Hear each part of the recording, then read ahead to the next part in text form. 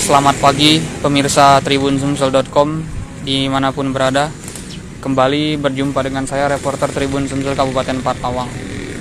Nah, pemirsa, kebetulan semalam Instagram dari Tribun Sumsel mendapat DM ataupun pesan langsung yang katanya ada motor yang dibakar oleh sekelompok orang. Nah, untuk membuktikan hal tersebut secara langsung, makanya saya, reporter Tribun Sumsel Kabupaten Partawang, mendatangi langsung Polsek Pendopo, yang memang merupakan kejadian pembakaran semalam itu ada di wilayah hukum Polsek Pendopo yang ada di Desa Tanjung Raya ataupun Nyeraye, Kecamatan Pendopo Barat. Dan inilah pemirsa kondisi sepeda motornya.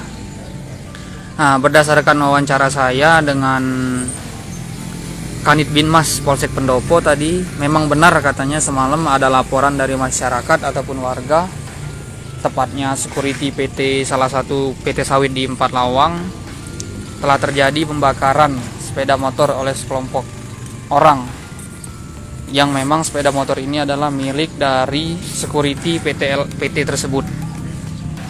Adapun untuk penyebab sampai saat ini belum bisa disimpulkan, masih didalami pemirsa.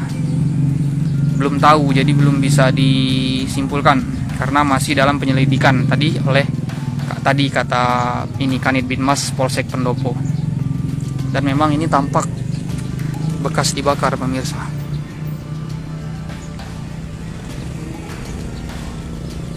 Kelihatan warnanya hitam.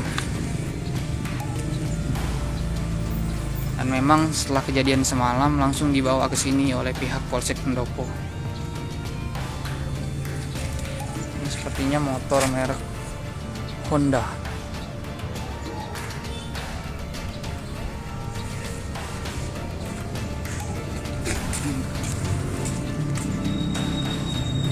Jadi belum bisa disimpulkan pemirsa, Polsek Pendopo pun masih menyelidiki.